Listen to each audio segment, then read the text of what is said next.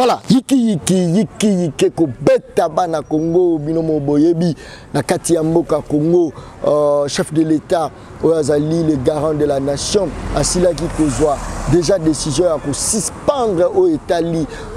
maponami ya ba député provinciaux ba voter ki ba sénateur asila ki ko suspendre ngo pona mesure d'enquête tant base télémaki na zo sabino na minute même FCC bazo ko marché même bayi ya PPRD bayi ko marché pour la koloba que non président de la République a violé Mibeko. Est-ce que ezama ambwa solo que président violé Mibeko to ezama ambwa solo te bala Congo to robeta lisusu lisolo mususu ya Martin Fayulu Madidi akoloba soulèvement populaire lelonde bokoye basoki ba kinwa ba yambi yango to ba rejeter yango en bloc yiki kezama kasi na plateau tozala mona Congo moko na kombo ya Alain Bolodjoa o yazali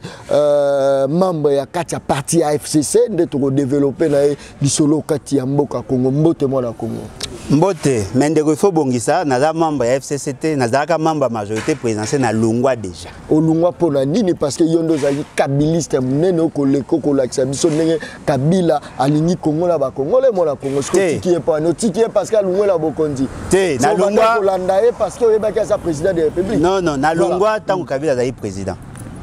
tola na malamu esika wana tant to kota ki na majorité présidentielle to kota ki pona ko luka tombwa na lobaka na ba émission mususu na sala na bandeko na mususu ba journaliste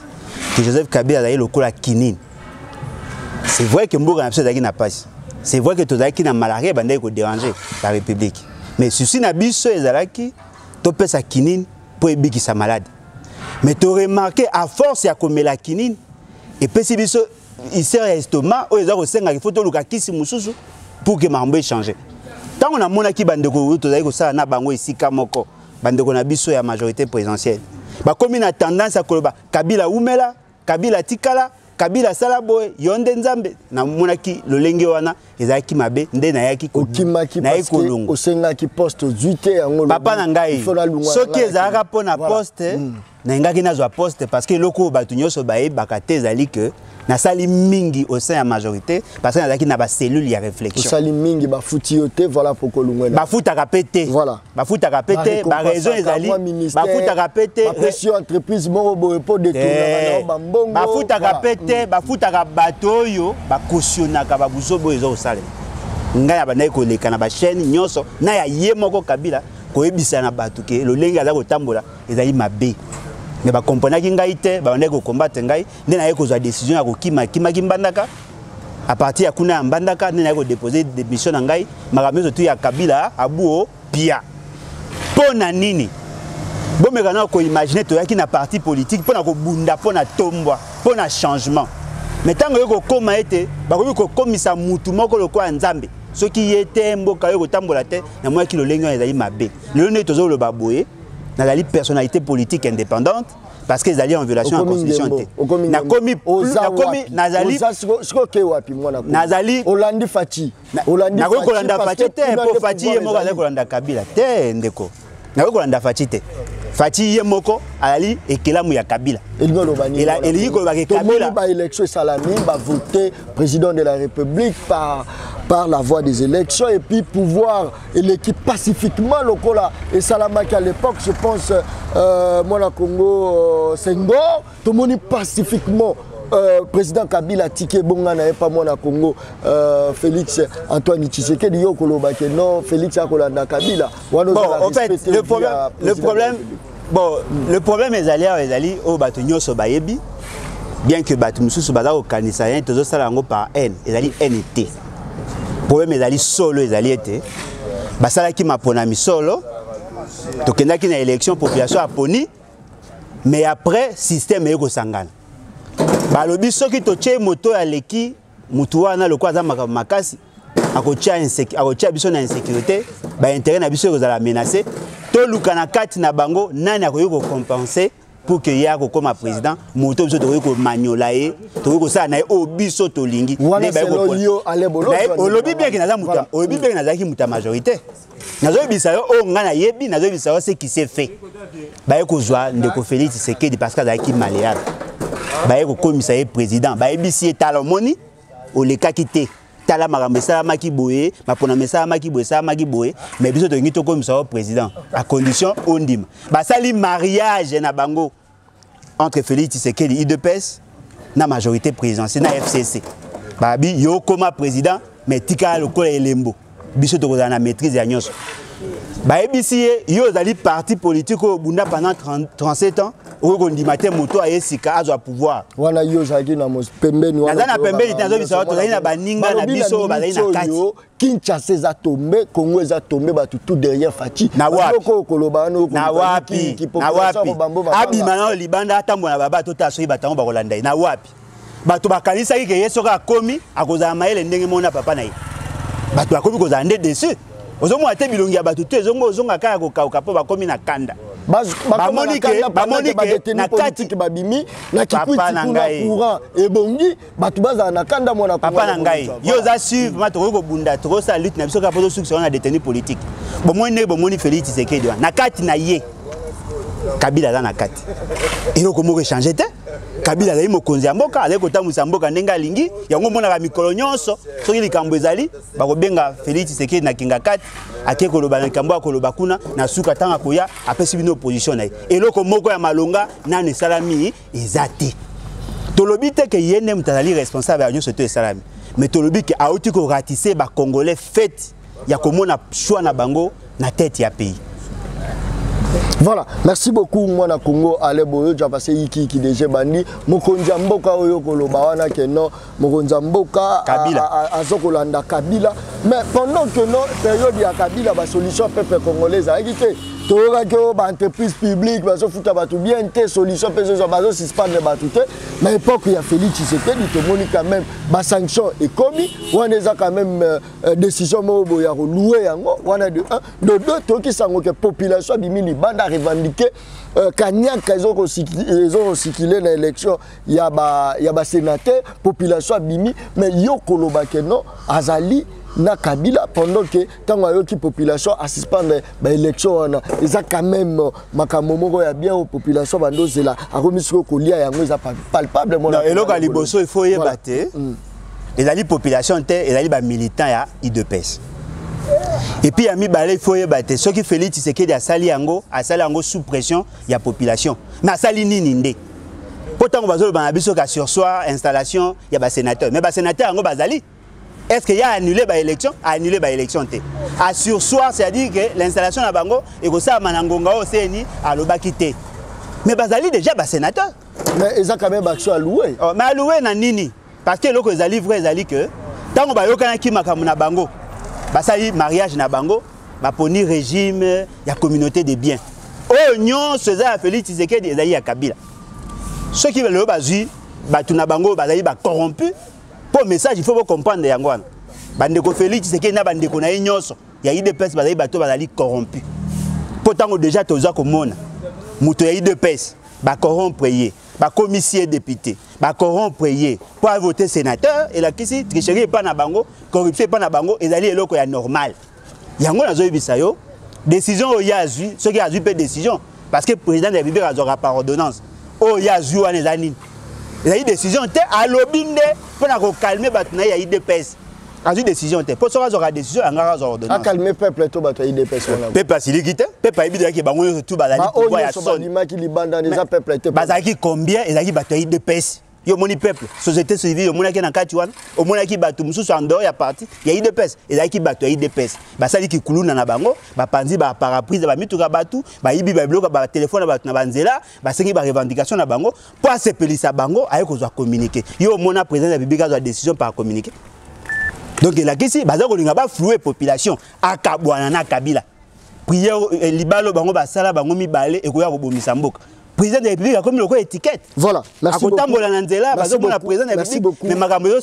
Merci beaucoup, Ndeko Alebolo. Déjà passé te occuper Maté Fayulu à l'obi bien soulèvement populaire. En actin bat boyi ngo ba bi soulèvement. Abimisa moi sinena bana ba acha liboso ba sala soulèvement populaire. Au moins que population avant d'inde côté à mona Congo Félix Tshisekedi par rapport à réalisation na mona. Non, mais réalisation ça ça est nini. Asa ça y est eloko nino ya sali population ba kolinga ye eloko mo photo yeba na Congo ezali bo toti kangonga njale le sesila toi na posa ya changement ya liboso ya motema mabe PDG si na lobby eza motema mabe te tozoloba nde sembo na lobby ndenge tozali le lobo eza mabe soki ndeko Félix Tshisekedi a démissionné pour sauver la République parce que tant que ya kozaka wana molimo ya Kabila eza na kati na ye azali lokola envoûté aza kosala makambo ya za koyeba te bato baza komona ye aza kosala me molimo ya Kabila nde ezali alongwa na pembeni ya Kabila alongwa mpo nani avanda wana omoni teke yo ozoluka crise na kati soki bolingi mboka etambola malamu ndeko Félix Tshisekedi fa démissionner mpo nani azala wana omoni te yo ozoluka teke baluka solution ya salaire ya basoldat ndenge mwana Congo akoluka solution mpo ya na pouvoir $400 pona ba caporal omoni te que non place wana yo koluka yiki place wana ke omoni en dehors de la politicien la économiste de formation nazali formateur en matière économique tant que bana bino $400 ayebi nombre ba policier baza combien ayebi nombre ba soldats baza combien $400 sur base de quel budget? Service et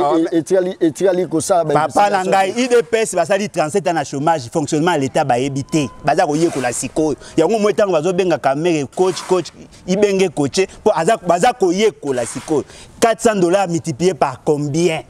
Tout ba mamso ya solo. Ba policier ba combien? Ba soda ba combien? Ba fonctionnaire ba combien? Oyebi base ya calcul te, mo lobi ko multiplié par 400. 400 za salaire muta suka to ya général. Pour général na caporal ba futa mandenge mote so ko futi mutasuka $400 général fa comme ba 1200 asa no calcul ba za no président ba ngana ko senga bino lelo boyebisa ndeko Félix Tshisekedi pour apesa molimo papa na yafa na kimia a démissionné pour na ya yo ba organiser ba élection anticipée ba ça ko mériter ko za esika wana élection yo ndo opesa mbongo oh mais alors bongo ya l'élection na ba yem tapesa kimbongo l'état congolais azali na makoki ya ko sala ba élection avec le partenaire ya Libanda to sala élection to zali na posa muto akoleka wana ala muto peuple aponi na ye na ba député provinciaux ba député nationaux ba zali choix peuple te yango moni masolo akanyaka bato basoma ki milimo ya bato pona kokoma ba député lelo bakomi kosoma milimo na bango so toza na posa ya changement ngongango yango mo etango ndeko Fayulu azo bana bato keno il faut eza soulèvement populaire et la cité que yem ta kobima na balabala populaire et la kisi population ndako se manifester tango bango bakenda ko réclamer makamna bango ba sénateur o ya soni oh il a qui c'est qui la population est passé mon parti politique à la base de ce que population parce que yo tangi de personnes le bien de base à UDP y population va tela ra mutema na MLC papa na lobi soki batunyo so ba votaki Fayulu babimi na balabala basangani na bato yo ba votaki Fayulu te Félix Tshisekedi otika na bato kombe Félix Tshisekedi a choix peuple te bato ba votaki Fayulu mais yoko sala ke loko andeko Kabila monaki ke Félix Tshisekedi azali moto ya ko manipuler ndé ko China sikawana yango moni loko la base a comprendre que que mariage salamaki entre IDPS na FCC oyo biso to monaki ba maponami nanga tangi muto a gagné Félix Tshisekedi nanga wapi o baba Tshisekedi abengaki kabiliser nalobi boye wana bengaki Den Kojo yebaki nalobi boye nani tangu bakene na cour constitutionnelle basengaki ba preuve nino mona Congo ba ta Fayulu amemani moi te ke ezala ki télévision vie de tous ba beti ba lie monoko bato tout ba ko mona ke non ta la place ba to ba ta Fayulu ba lie monoko mona ko eza ce événement te parce que ezali événement déjà ba mususu mona ko beta maka mususu ndenge nini ezali événement pona nini parce que au population aponaki ye wana zaite okomona soki Félix Tshisekedi aza otambola effectivement bozomona ba symbole ya pouvoir bokomona drapeau bokomona sécurité bakobenga ye président de la République mais na kati na ye mutu mo aza na kati wana mukoboko libérer na mutu wana tangu sa wo sa eloko malonga mabende yango wana to komona que décision même FCC décision ni ya la décision ya suspendre ba élection oh bongo eza sous décision ya qui na FCC azongi na opposition bango nyoso bango tout bazongi na opposition FCC voilà plus cash égale Kabila bango nyonso autorité morale na bango ezali Kabila ceux qui base za ko comprendre te bazo pesa bango information to yebisa ki bango ke mutu na bina azali na singa bakanga esinga bochaki tembete bobimaki na baba point yo so mona parti ya pouvoir batumba pine po basenga eloko po ba yebi ke moto na bango ba kangi population ko senga so ko revendiquer population yo ki ba kanyaka ke revendiquer no yebi sangai population alobaki ke non tozaki na ba député ba sénateur 12 ba voter ba membre na biso ta azalia population wapi o asengaki ke ba tuna bango bazaki 12 ba voter ba sénateur na bango ta azalia ozomona ezali population te ezali ba militant ya IDPS bakomi ko comprendre que Kabila azwa mutu na bango en otage bakomi ko luka sko ba luka ba libérer ye na emprisonnement wana ezali trop tard parce que ndenge zawana soko zui l'institution président de la République bango nyonso bakomi ba kabiliser Kamere kabiliser Félix Tshisekedi kabiliser aucun na niveau ya Assemblée nationale bango nyonso ba kabiliser premier ministre kabiliser président ya chambre kabiliser aucun na niveau ba province ba kabiliser Kabila keite population azaki na posa Kabila za isusu te